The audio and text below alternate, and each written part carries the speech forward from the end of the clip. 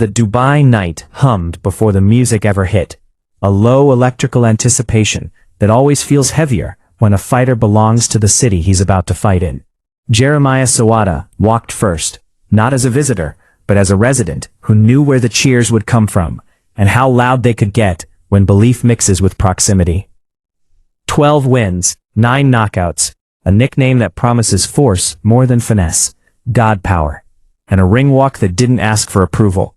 It assumed it. Every step toward the canvas was matched by noise that pressed forward like a second opponent, waiting for Nico Ali Walsh. Then Walsh emerged with a different gravity altogether, one built not on geography, but on inheritance. The name carries rooms with it. Muhammad Ali's shadow stretches across continents, and by 2025, Nico had learned that shadows don't soften pressure, they sharpen it. Walked in by Terence Crawford, Walsh wore calm the way veterans do, not as confidence theater, but as a habit built from nights that refused to cooperate. When the bell rang, it was clear this wouldn't be a ceremony. Sserwadda's jab came from the belt line like a sprung wire, fast enough to score before the eye caught it, loud enough to wake the crowd into each exchange. Walsh answered not with theatrics, but with intent, letting the first minutes collect information, the way disciplined fighters always do, understanding that in a room this loud, control would need to be earned, not announced. As the opening rounds unfolded, the fight settled into a shape that rewarded patience and punished prediction. Sserwadda's jab wasn't heavy, but it was accurate, snapping up from low launch points that broke Walsh's visual rhythm and invited the crowd into every landed touch. Each time it landed, the arena responded, as if something decisive had occurred. It compresses time, rushes reads, and dares opponents to answer emotion with emotion. Walsh refused. He took a half step instead, slid just enough to keep his balance, and began writing checks downstairs. The body shots didn't earn roars, they earned receipts.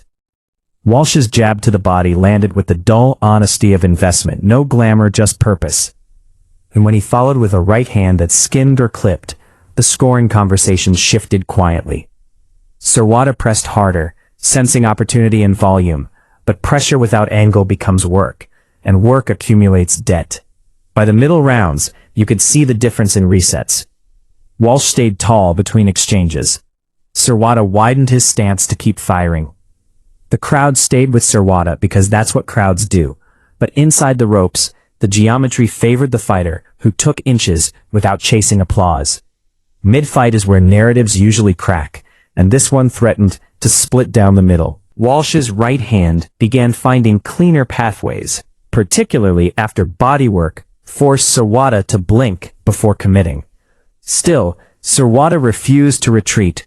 His jab doubled and tripled, sometimes landing twice before Walsh's eyes fully tracked it. The judges watched posture, balance, and sequence. The fans watched initiation. That difference shaped the tension.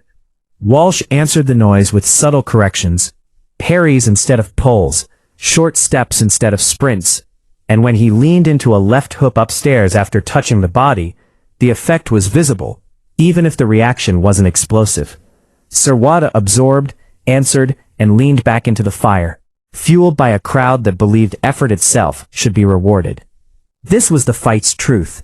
Both men were right in different currencies. Walsh bought rounds, Sserwadda bought moments.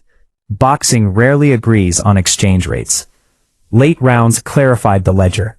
Walsh's bodywork matured into control, not dominance, but authority measured in seconds owned and exits chosen.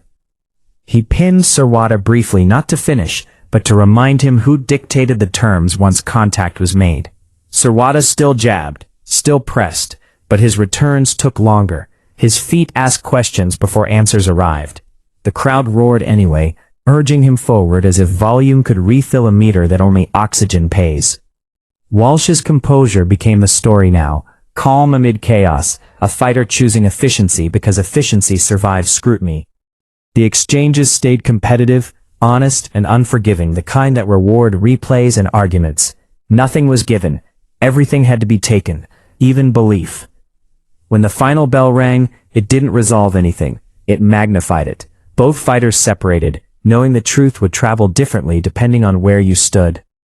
The scorecards told a narrow story, one that respected control over clamor, precision over pressure. Walsh's hand was raised, relief crossing his face, before satisfaction arrived. Sserwadda absorbed the verdict with visible frustration, the kind born when effort feels unseen. The crowd voiced its disagreement, because loyalty demands protest. Yet the fight's legacy lives in its tension. Walsh didn't win hype. He won a test, one that demanded patience, discipline, and an understanding that in boxing, the loudest moments don't always carry the most weight. In Dubai, legacy didn't shine, it endured.